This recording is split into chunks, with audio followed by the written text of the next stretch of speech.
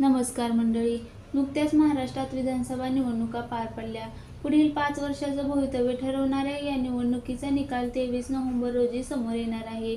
यावेळी कित्येक कलाकारांनी प्रेक्षकांना मतदान करण्याचं आवाहन केलं.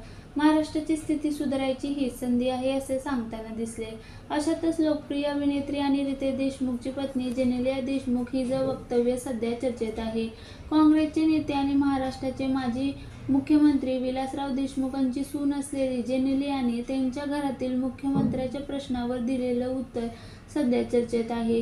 दिवंगत नेते विलासराव देशमुख यांनी महाराष्ट्राचं मुख्यमंत्रीपद भूषवलं. त्यांच्यातील 3 सुपुत्रांपैकी 2 पुत्र हे राजकारणात सक्रिय आहे.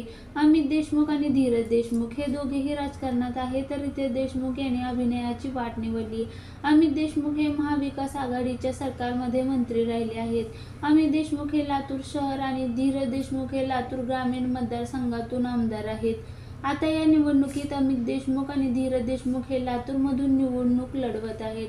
अमित हे लातूर शहर या विधानसभा संघातून 4थ्यांदा निवडणूक लढवत आहेत, तर धीरज देशमुख हे लातूर ग्रामीणमधून पुन्हा एकदा निवडणुकीच्या रिंगणात आहेत.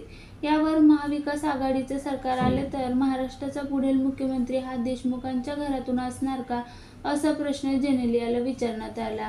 त्यावर जेनेलिया म्हणाली, यावर सध्या आम्ही काही बोलू शकत नाही, पण जर महाराष्ट्राचा पुढचा मुख्यमंत्री देशमुख घरातील झाला तर मला खूप जास्त आनंद होईल. आता जनता कुणाला कौल देणार यावर सगळं अवलंबून आहे. आता महाराष्ट्राच्या निवडणुकीचा निकाल काय लागतो याकडे सगळ्यांचं लक्ष आहे. तर जेनेलियाच्या कामाबद्दल सांगायचं झालं तर ती यापूर्वी वेड या चित्रपटात दिसली, मात्र त्यानंतर